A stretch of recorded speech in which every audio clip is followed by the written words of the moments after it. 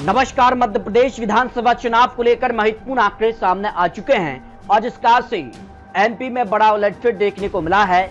यहां पर जो है कमलनाथ की जगह अब यहां पर जिस कार से जीतू पटवारी को कांग्रेस ने कमान सौंपी है, तो भारतीय जनता पार्टी की तरफ से अब नए मुख्यमंत्री डॉक्टर मोहन यादव बने हैं। तो ऐसे में मध्य प्रदेश को लेकर क्या सियासी माहौल कहता है, लाडली बहना दम पर क्या मध्य प्रदेश में फिर बड़ा उलटफेर होगा?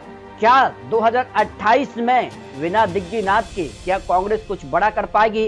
क्या कहता है सटीक विश्लेषण जो मध्य प्रदेश को लेकर सामने आ रहा है। मध्य प्रदेश में सरकार बनाने को लेकर क्या हलचल है और अगली सरकार किसकी बनेगी, क्योंकि मध्य प्रदेश में यहाँ पर जिस कार से बड़ा उलटफेर हुआ है। मध्य प्रदेश के पूर्व मुख्यमंत्री शिवराज सिंह चौहान अब यहाँ पर केंद्र में कृषि मंत्री, और यहाँ जो है मध्य प्रदेश के पूर्व मुख्यमंत्री कमलनाथ अब यहाँ पर जो है राष्ट्रीय अध्यक्ष पद से इस्तीफा दे चुके हैं। उनकी जगह जीतू पटवारी को कमान सौंपी गई है।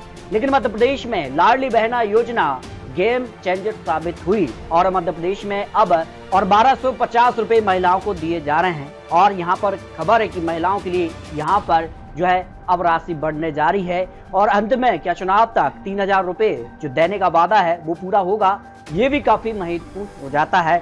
मध्य प्रदेश के नए मुख्यमंत्री डॉक्टर मोहन यादव अब जिस कार से बड़े बड़े ऐलान करते नजर आ रहे हैं, लेकिन जमीनी स्तर पर किसका पलड़ा भारी है? क्या मध्य प्रदेश में सियासी हलचल तेज है और अंदरूनी सियासी जो माहौल है वो गर्म नजर आ रहा है? क्योंकि जिस कार की खबरें हैं उसमें मध्य प्रदेश को लेकर काफी हलचल दिखाई दे रही है। और यहाँ पर लाडली बहना योजनाओं को 3000 प्रति माह क्या मुख्यमंत्री मोहन यादव चुनाव से पहले कर पाएंगे, ये भी बड़ा सवाल है। तो मध्य प्रदेश में अगली सरकार किसकी, इसको लेकर ओपिनियन पोल के आंकड़े सामने आ चुके हैं। और मध्य प्रदेश को लेकर बात किया है, श्योरपुर की 2 सीटों में दोनों सीटों पर भारतीय जनता पार्टी का पलड़ा यहाँ पर भारी नजर आ रहा है।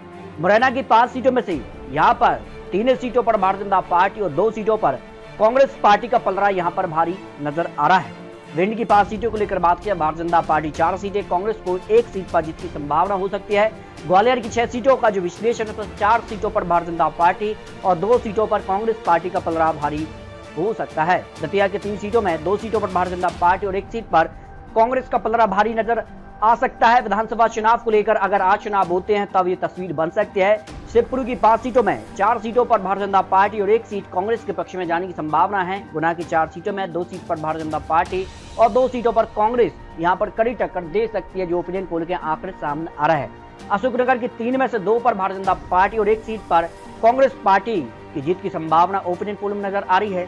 सागर की 8 सीटों में से भारतीय जनता पार्टी 5 सीटें, कांग्रेस पार्टी को 2 सीटें या कांग्रेस पार्टी 3 सीट पर भी बाजी यहाँ पर मार सकती है। इसके अलावा बात करें टीकमगढ़ की 3 सीटों में 2 सीटों पर भारतीय जनता पार्टी और 1 सीट पर कांग्रेस पार्टी को जीत की संभावना ओपिनियन पोल में नजर आ रही है। इसके अलावा बात की जाए तो यहाँ पर जिस कार के आंकड़े हैं, निवाड़ी की 2 सीटों में दोनों सीटों पर भारतीय जनता पार्टी को जीत की संभावना ओपिनियन पोल में नजर आ रही है। छतरपुर की 6 विधानसभा सीटों का जो सटीक ओपिनियन पोल आज अगर चुनाव मध्य प्रदेश में होते हैं तो 3 सीट पर भारतीय जनता पार्टी और 3 सीटों पर कांग्रेस की जीत की संभावना ओपिनियन पोल में नजर आ रही है। दमोह की 4 सीटों में 3 सीट पर भारतीय जनता पार्टी और 1 सीट कांग्रेस पार्टी के पक्ष में इस समय जो माहौल है उस हिसाब से जा सकती है। पन्ना की 3 सीटों में 2 सीट पर भारतीय जनता पार्टी और 1 सीट कांग्रेस पार्टी के पक्ष में जाने की संभावना ओपिनियन पोल में नजर आ रही है। सतना की 7 सीटों में से 4 पर भारतीय जनता पार्टी और 3 सीटों पर कांग्रेस पार्टी का पलड़ा भारी नजर आ रहा है। रीवा की 8 सीटों में से 5 भारतीय जनता पार्टी और 3 सीटों पर कांग्रेस पार्टी को जीत की संभावना ओपिनियन पोल में दिखाई दे रही है। सीधी की 4 सीटों को लेकर बात की जाए तो 3 सीट पर भारतीय जनता पार्टी और 1 सीट पर कांग्रेस पार्टी यहाँ पर आगे नजर आ रही है। सिंगरौली की 3 सीटों में से 1 सीट पर भारतीय जनता पार्टी और कांग्रेस पार्टी को 2 विधानसभा सीटों पर जीत की संभावना है। शहडोल की 3 में से 2 पर भारतीय जनता पार्टी और 1 सीट कांग्रेस पार्टी के पक्ष में यहाँ पर जा सकती है। अनूपपुर की 3 सीटों को लेकर बात किया तो 2 सीटों पर भारतीय जनता पार्टी और 1 सीट कांग्रेस पार्टी को मिल सकती है, जो ओपिनियन पोल के आंकड़े हैं।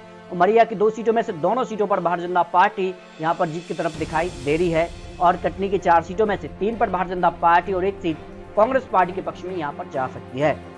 जबलपुर की 8 सीटों को लेकर बात की तो भारतीय जनता पार्टी को 5 सीटें और कांग्रेस पार्टी को 3 सीटें और अन्य पार्टी को यहाँ पर 0 सीट मिल सकती है। डिंडोरी की 2 सीटों को लेकर बात की दोनों सीटों पर भारतीय जनता पार्टी को जीत की संभावना ओपिनियन पोल में नजर आ रही है।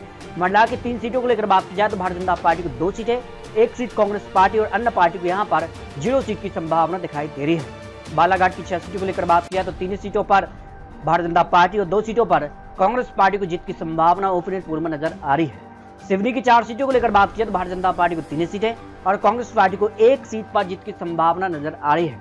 नरसिंहपुर की अगर बात की 4 सीटों में 2 सीटों पर भारतीय जनता पार्टी और 2 सीटें कांग्रेस पार्टी को मिल सकती हैं, जो ओपिनियन पोल के आंकड़े नजर आ रहे हैं। छिंदवाड़ा की 7 में से 3 पर भारतीय जनता पार्टी और कांग्रेस पार्टी को 4 सीटें, जो कमलनाथ का गढ़ है, उसमें सीधे तौर पर भारतीय जनता पार्टी उपचुनाव में भी जीती है और इस बार विधानसभा चुनाव में भी भारतीय जनता पार्टी का पलड़ा यहाँ पर भारी नजर आ रहा है। बैतूल की 5 सीटों को लेकर बात की तो भारतीय जनता पार्टी को 3 सीटें, कांग्रेस पार्टी को 2 विधानसभा सीटों पर जीत की संभावना है। हरदा की 2 सीटों को लेकर बात की, दोनों सीटों पर भारतीय जनता पार्टी को जीत की संभावना ओपिनियन पोल में नजर आ रही है। होशंगाबाद की 4 सीटों को लेकर बात की, 2 सीट पर भारतीय जनता पार्टी और 2 सीट पर कांग्रेस पार्टी को जीत की संभावना ओपिनियन पोल में नजर आ रही है। रायसेन की 4 सीटों को लेकर बात किया तो 3 सीट पर भारतीय जनता पार्टी और 1 सीट कांग्रेस पार्टी को यहाँ पर मिल सकती है, जो ओपिनियन पोल के आंकड़े नजर आ रहे हैं।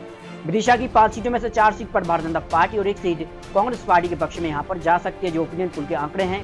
भोपाल की 7 सीटों को लेकर बात की जाए तो भारतीय जनता पार्टी को 5 सीटें मिल सकती हैं, 2 सीटों पर कांग्रेस पार्टी भी यहाँ पर बाजी मार सकती है। सीहोर की 4 सीटों में 2 पर भारतीय जनता पार्टी और 2 सीट कांग्रेस पार्टी के पक्ष में यहाँ पर जा सकती है, जो ओपिनियन पोल के आंकड़े सामने आ रहे हैं। राजगढ़ की 5 सीटों को लेकर बात की तो 3 सीट पर भारतीय जनता पार्टी और 2 सीटें कांग्रेस पार्टी के पक्ष में यहाँ पर जा सकती हैं। अगर मालवा की 2 सीटों को लेकर बात की, दोनों सीटों पर भारतीय जनता पार्टी को एक तरफा जीत की संभावना है। शाजापुर की 3 सीटों को लेकर बात की जाए तो 1 सीट पर भारतीय जनता पार्टी और 2 सीटें कांग्रेस पार्टी के पक्ष में यहाँ पर जा सकती हैं। देवास की 5 सीटों को लेकर बात की तो भारतीय जनता पार्टी को 4 सीटें मिल सकती हैं और कांग्रेस पार्टी को 1 विधानसभा सीट पर जीत की संभावना है। खंडवा की 4 सीटों को लेकर बात की तो भारतीय जनता पार्टी को 2 सीटें, कांग्रेस पार्टी को 2 सीटें और अन्य पार्टी को 0 सीट जा सकती है। बुरहानपुर की 2 सीटों को लेकर बात की, दोनों सीटों पर भारतीय जनता पार्टी एक तरफा जीत की तरफ दिखाई दे रही है। खरगोन की 6 सीटों को लेकर बात किया है तो भारतीय जनता पार्टी 4 सीटें और कांग्रेस पार्टी को 2 विधानसभा सीटों पर बढ़त देखने को मिल सकती है। बड़वानी की 4 सीटों में 3 सीट पर भारतीय जनता पार्टी और 1 सीट कांग्रेस पार्टी के यहाँ पर बढ़त की संभावना दिखाई दे रही है। अलीराजपुर की 2 विधानसभा सीटों में से 1 सीट भारतीय जनता पार्टी और 1 सीट कांग्रेस पार्टी के पक्ष में यहाँ पर जा सकते हैं, जो ओपिनियन पोल के आंकड़े हैं। झाबुआ की 3 सीटों में 2 सीट पर भारतीय जनता पार्टी और 1 सीट कांग्रेस पार्टी के पक्ष में जा सकती है। धार की 7 सीटों में 5 सीट पर भारतीय जनता पार्टी और 2 सीटें कांग्रेस पार्टी यहाँ पर बढ़त देखने को मिल सकती है, जो ओपिनियन पोल के आंकड़े सामने आ रहे हैं। इंदौर की 9 सीटों में से 5 सीटों पर भारतीय जनता पार्टी और 3 सीटें कांग्रेस या 1 सीट अन्य पार्टी के पक्ष में जा सकती है।